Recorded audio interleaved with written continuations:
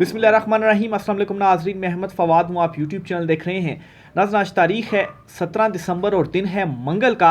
इस चुनतखब हुकूमत के दिन गिने जा चुके हैं। एक बड़ी डेवलपमेंट और एक बहुत बड़ी डेवलपमेंट सामने आ गई है जिसने इस चुनतखब हुकूमत के और ताकतवरों के होश उड़ा कर रख दिए हैं। एस्टेब्लिशमेंट में एक बड़ी इंपॉर्टेंट और आला सतह की मीटिंग हुई और इस मीटिंग में इमरान खान साहब की रिहाई को लेकर बड़ी संजीदा किस्म की जो डिस्कशन है वो की गई है। कुछ एक्सक्लूसिव डिटेल्स आपके साथ में शेयर करूंगा कि ये मीटिंग क्या हुई, इसमें जो है वो क्या क्या मामला डिस्कस हुए, क्यों इमरान खान साहब से ये चुनतखब हुकूमत घबराई हुई है, ये डरी हुई है, तफसीलात आपको बताऊंगा। दूसरे नंबर पर नवाज शरीफ को जो है वो एक सख्त मैसेज पहुंचाया गया है ताकतवरों की जानिब से। ये मैसेज क्या है? वो नवाज शरीफ जो कि इस वक्त मरियम नवाज को बचाने की कोशिश कर रहे हैं और शहबाज शरीफ की कुर्बानी देने पर तैयार हैं, इस पर भी कुछ डिटेल्स आपके साथ में शेयर करूंगा।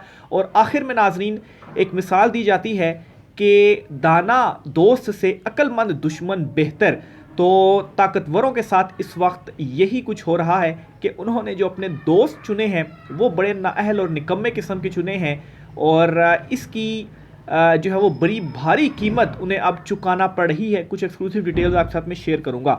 आगे बढ़ने से पहले अगर आपने चैनल को सब्सक्राइब नहीं किया तो आपसे गुजारिश है कि इसे सब्सक्राइब कर लें। वीडियो अच्छी लगे तो लाइक कीजिएगा, शेयर भी ज़रूर कीजिएगा ताकि हुकूमती फायरवॉल जो इंस्टॉल की गई है जिसके ज़रिए वीलॉग्स को रोका जा रहा है, हकीकत आप तक पहुंचाने के लिए जो है वो ऑलरेडी ट्विटर को बैन किया गया। अब फायरवॉल के ज़रिए दीगर प्लेटफॉर्म से भी जो रीच है वो स्लो की जा रही है और इमरान खान साहब का मैसेज ताकि जो है वो आप तक ना पहुंच सके, बहरहाल लाइक सब्सक्राइब और शेयर करेंगे तो इससे ज़रूर इस फायरवॉल से लड़ने में भी मदद मिलेगी। पहली बड़ी डेवलपमेंट की जानिब नाज़रीन मैं पहले बढ़ता हूँ जी। रिचर्ड ग्रेनेल, इनकी तैनाती के हवाले से खबर आपके साथ मैं कल के व्लॉग में शेयर कर चुका हूं, फिर इनकी पर्सनैलिटी के हवाले से आपको बता चुका हूं और इनकी सोच क्या है इस हवाले से भी लास्ट व्लॉग में मैं आपके साथ चीज़ें शेयर कर चुका था। उस व्लॉग की तस्दीक सामने आ गई है और खुद जो रिचर्ड ग्रेनल हैं इन्होंने ये जो तस्दीक है वो की है। कैसे जी? मैंने 2-3 चीज़ें इनके हवाले से आपको बताई थी। माफ़ कीजिएगा। एक तो ये कि ये बड़े गुसीले हैं और जो चीज़ ये डिसाइड कर लेते हैं उससे ये टस से मस नहीं होते। इन्होंने ट्रंप के इलेक्शन जीतने के बाद 26 नवंबर को रिलीज़ इमरान खान की ट्वीट की थी और इमरान खान के ऊपर मुकदमात को जाली और झूठा करार दिया था और रिजीम चेंज ऑपरेशन जो पाकिस्तान में हुआ था, इमरान खान साहब को हटाया गया था, उसके ये ख़िलाफ़ थे, एहतसाब चाहते थे, सियासी मुकदमों का ख़ात्मा चाहते थे और डिक्टेटरशिप के ये सख्त खिलाफ थे। ये तमाम चीज़ें मैंने आपके सामने रखी। इसके बाद जियो न्यूज़ की जानिब से एक ख़बर जो है वो इनके हवाले से शेयर हुई और उस खबर में जो इन्होंने ट्वीट किया था उसमें इन्होंने लिखा था कि हम जिन्स परस्त रिचर्ड ग्रेनल ट्रंप के खसूसी एलची मुकर्रर, यानी कि इसमें उन्होंने रिचर्ड ग्रेनल को नेगेटिव उसकी इमेज पोर्ट्रे करने की कोशिश की थी। इस पर जी जो मैंने आपको एग्जांपल दी ना शुरू में कि दाना दोस्त से बेहतर अक्लमंद दुश्मन, तो मैंने कल के व्लॉग में ये डिटेल्स आपके साथ शेयर करते हुए आपको बताया था कि सोशल मीडिया पर मौजूद लोगों ने क्या किया, रिचर्ड ग्रेनल को टैग करना शुरू कर दिया जियो न्यूज़ की इस हेडलाइन के ऊपर। इस पर रिचर्ड ग्रेनल का रद्द अमल सामने आ गया है और रिचर्ड ग्रेनल ने क्या रद्द अमल दिया है? उन्होंने कहा है जी कि I will say it again और जियो न्यूज़ को उन्होंने टैग किया है और नीचे उन्होंने लिख दिया है फ्री इमरान खान, यानी कि खसूसी एलची तैनात होने के बाद ये रिचर्ड ग्रेनल ने जो ट्वीट है वो एक मरतबा फिर से कर दिया है फ्री इमरान खान का और उन्होंने कहा कि मैं ये दोबारा से कहूँगा, यानी कि वो तमाम तर चीज़ें इनकी सोच के हवाले से जो अपनी ट्वीट्स के ज़रिए ये बताते रहे हैं उसकी इन्होंने ख़ुद तस्दीक कर दी है। और इस ट्वीट के ऊपर बड़ी परेशानी इस वक्त ताकतवर हलकों में भी लाहक हो चुकी है और इस चुनतखब हुकूमत में भी बड़ी परेशानी इस वक्त लाहक हो चुकी है कि ये क्या। पहले तो हम डर रहे थे कि अमेरिका की तरफ से कोई जो है इमरान खान साहब की रिहाई के हवाले से या बाइडन इंतज़ामिया की जो पॉलिसीज़ थी इनको रिवर्स करने के हवाले से कोई चीज़ अगर सामने आ गई, सऊदीया के भी बड़े जो दौरे हैं वो लगाए जा रहे हैं ख़ुद को बचाने के लिए, तो फिर हम क्या करेंगे भी सोच विचार थी। तो रिचर्ड ग्रेनल ने ये जो ट्वीट है वो कर दी है। अब इसके बाद क्या हुआ है, ये ब्रेकिंग न्यूज़ है, ज़रा सुनिएगा। After free Imran Khan message the establishment is at guess what to do yesterday huddle with fake PM in Islamabad discussed all fearing aspects with a big question, can we take US new administration head on, assets will be frozen, nowhere to escape. ये फ़खरुर रहमान साहब हैं, senior journalist हैं, foreign office भी cover करते हैं, ISPR और दीगर important beats भी ये कवर करते हैं। इनको मैं अक्सर कोट करता हूँ। इन्होंने ट्वीट किया है और ब्रेकिंग न्यूज़ दी है। क्या ब्रेकिंग न्यूज़ जी? कि इमरान खान के हवाले से जो फ्री इमरान खान की ट्वीट हुई है, ठीक है, इसके बाद एस्टेब्लिशमेंट सोचो विचार कर रही है कि अब क्या किया जाए। और एक मीटिंग भी हुई जो ये फेक जाली वज़ीर आज़म हैं इनके साथ, और ये डिस्कस किया गया मुख्तलिफ पहलुओं को। और ये कहा गया जी कि क्या US न्यू एडमिनिस्ट्रेशन के साथ हम कोई पंगा ले सकते हैं। और फिर ये भी डिस्कस किया गया कि जो एसेट्स हैं वो सारे फ्रोज हो सकते हैं और हमें कोई रास्ता नहीं मिलेगा छुपने का। यानी कि पाकिस्तान में तो इनके पास छुपने का रास्ता ही नहीं है ना, कि ये तो इनकी हुकूमत ये अब तय हो चुका है, ये चुनतखब बहुत जल्द जाने वाले हैं, ठीक है। पाकिस्तान में इनके लिए जब तक ये इक़्तिदार में या ताकत में है, ये सिक्योरिटी अपने साथ रखते हैं और उसके बाद ये दूसरे ममालिक चले जाते हैं क्योंकि सारे एसेट्स इनके वहाँ पर हैं।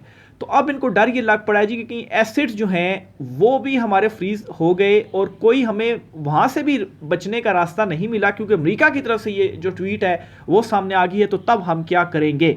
तो इमरान खान साहब की रिहाई के मामले पर, इमरान खान साहब से डील मांगने के मामले पर संजीदगी से पहले से गौर था, और अब मजीद जो चीज़ें हैं, डेवलपमेंट्स हैं, वो हो रही हैं। दूसरी तरफ धमकियां तड़ियां भी लगाई जा रही हैं, खान साहब फिर AKP हुकूमत भी जाएगी और आपके साथ मज़ीद सख्तियां होंगी। लेकिन ये सिर्फ भड़कों की हद तक ही है, ऐसा कुछ भी ये बेशक करके देख लें, आजमा के एक मरतबा फिर से इमरान खान को देख लें। 501 दिन हो गए हैं इमरान खान को, कल 500 दिन हुए थे, आज 501 दिन इमरान खान को हुए हैं। तमाम जबर, फस्तायत, जुल्म, सख्तियाँ सब कुछ किया गया, लेकिन इमरान खान ने कल आकर क्या कहा कि आपने घबराना नहीं है। इय्याका नअबुदु व इय्याका नस्तईन से इमरान खान ने कल अपनी गुफ्तगू का जो आगाज़ है वो किया है।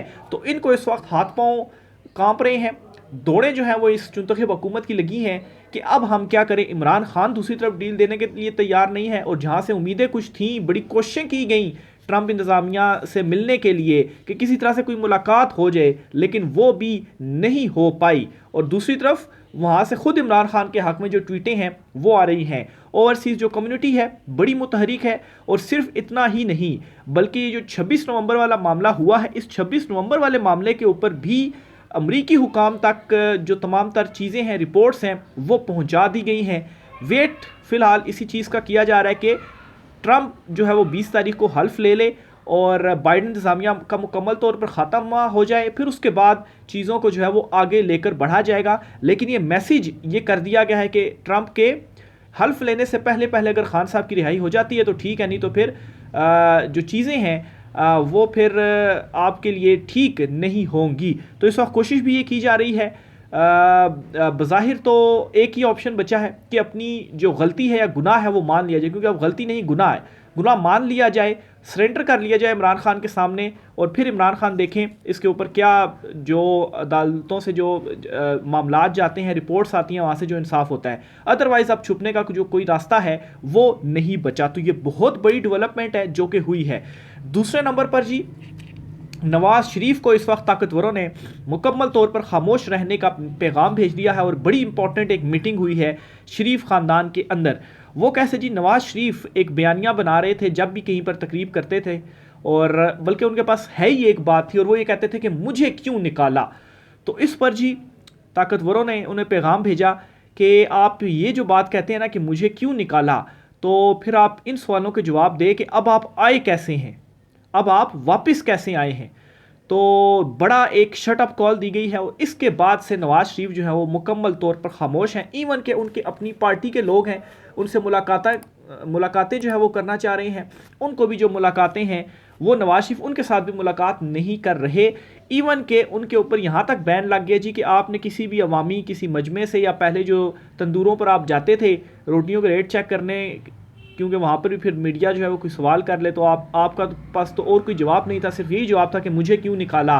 तो वो सारी चीज़ें एक किस्म की बैन हो गई है। तो ये शट अप कॉल है, और ये जो नवाज़ शरीफ जिसे बड़ा ये इनकलाबी लीडर बनाकर पेश करते हैं, खैर सारा इनकलाब भी निकल गया और आवाम ने इनकी हालत क्या कर दी है। ये अक्सर मैं इनके हवाले से मिसाल देता हूँ ना कि ये अकेले भी अगर इलेक्शन लड़े ना तब भी अवाम इनको वोट नहीं देगी, इतनी नफरत अवाम के दिलों में है इनके हवाले से। तो ये जी नवाज़ शरीफ के हवाले से डेवलपमेंट थी। दूसरा जी, मुस्तफ़ा नवाज़ खोखर ने एक बड़ा ज़बरदस्त उन्होंने बयान दिया है, वो आपको मैं सुनाता हूँ। और ये जो रिचर्ड ग्रेनल, इमरान खान की रिहाई, एस्टेब्लिशमेंट, इन तमाम चीज़ों से ये जुड़ा हुआ है। और इसमें भी एक बड़ी खबर है। वो कहते हैं जी, डोनाल्ड ट्रंप ने स्पेशल मिशन के लिए रिचर्ड ग्रेनल को तैनात किया है। हमारे ओवरसीज़ बहुत ताकतवर हैं, इनसे पाकिस्तानी कम्युनिटी का मजबूत रब्ता है। अमेरिका की कॉल आ गई तो हुकूमत ने लंबा लेट जाना है। एक मैसेज दे दिया गया है 20 से पहले रिहाई, release Imran Khan, Richard granal ने कह दिया है। लेकिन अगर, और इसके ऊपर मीटिंग्स भी हो रही हैं, अगर ऐसा नहीं किया गया तो कॉल अगर आ गई ना तो क्या होगा जी, अमेरिका की कॉल आ गई तो हुकूमत ने लंबा लेट जाना है। पाकिस्तान कहाँ आज़ाद मुल्क है, दुनिया की खैरात पर चलने वाला मुल्क है। उन्होंने IMF को इशारा करना है तो ये धड़ाम से गिर जाएंगे। अगर वो F-16 के पुर्जे ना दें तो इनकी हालत हो जानी है। तो ये मुस्तफ़ा नवाज़ खोकर है जी, ये बड़ा जो मैसेज है, बड़ा जो पैगाम है, ये दे रहे हैं कि इस वक्त इनकी जो सूरत हाल है वो क्या हुई पड़ी है। और इमरान खान के ऊपर तमाम जुल्म, जबर, फस्तायत, सख्तियाँ करने के बावजूद इमरान खान क्या कहता है अपनी कौम को कि आपने घबराना नहीं है। यानी कि इस सिचुएशन में भी वो कौम को कह रहा है कि आपने घबराना नहीं है। ऊपर से ये जो 26 नवंबर का मामला हो गया है ना, इस मामले के ऊपर भी इस वक्त घबराहट है कि ये अगर मामला कहीं से किसी तरह से खुल गया। इमरान खान ने जो गुफ्तगू की है ना, उसमें भी उन्होंने बताया कि ये जो 12 या 14 लाशें PTI ने जिनका डेटा दिया, ये भी मगरिब से पहले, अंधेरा होने से पहले जिन लोगों को शहीद किया गया उनकी डिटेल्स हैं। अंधेरा होने के बाद, लाइट्स ऑफ करने के बाद जो कुछ किया गया तो उसका तो कोई अभी तक बॉडीज़ ही नहीं मिली। PTI ने अपने लापता अफराद की जो लिस्ट है वो भी दे दी है।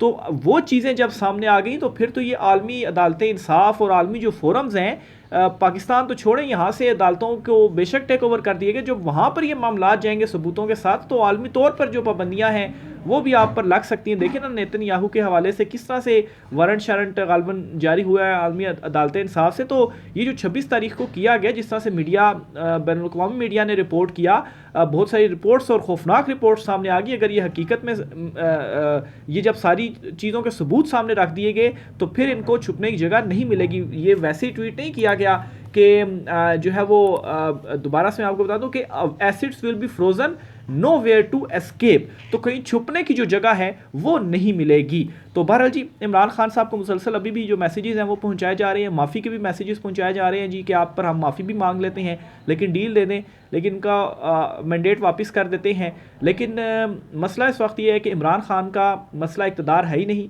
इमरान खान जो है वो हकीकी आज़ादी के लिए जंग लड़ रहा है और ये इमरान खान ने वाज़े कर दिया है।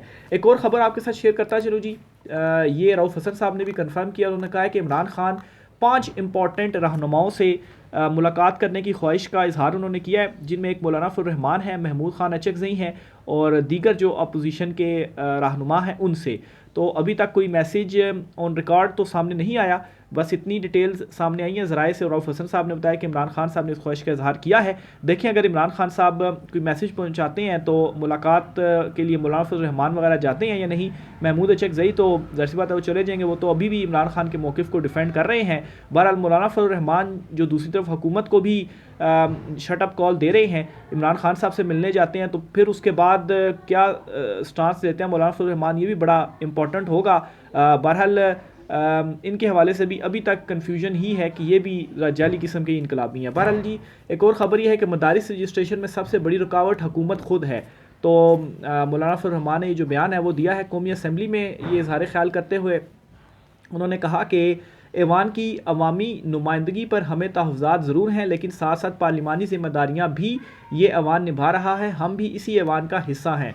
अच्छा, उन्होंने कहा कि इससे कबल पार्लियामेंट के दोनों ऐवानों ने 26वीं तरमीम पास की और यूँ समझें कि वो इत्तेफाक़ राय के साथ था। इसमें तमाम पार्टियां हुकूमती और अपोजिशन बेंचों पर ऑन बोर्ड थीं, अगरचा बड़ी अपोजिशन पार्टी ने इससे लाताल्लुकी का इजहार किया और इस हवाले से मुज़ाकरात का अमल भी एक अरसे से ज़ायद रहा। तो बहरहाल जी, मौलाना फजल रहमान ने ये हुकूमत को कुछ जो शटअप कॉल्स हैं वो दी हैं, लेकिन इनकी शटअप कॉल्स जो हैं वो भी फ़िलहाल तो यही कहें आपके वो जाली किस्म की होती हैं, ये भी अंदर से सारे मिले हुए हैं हुकूमत से। बहरहाल इमरान खान साहब से मिलने जाते हैं, नहीं मिलने जाते, ये बड़ा जो है वो इम्पोर्टेंट मामला होगा। और अगर मिलने के लिए जाते हैं और उसके बाद आकर क्या कहते हैं, इनका जो स्टांस है वो क्या होगा, वो बहुत ज़्यादा इंपॉर्टेंट होगा। राय का इज़हार कीजिएगा। आज की व्लॉग से इतना ही, इजाज़त दीजिए, अल्लाह हाफ़िज़।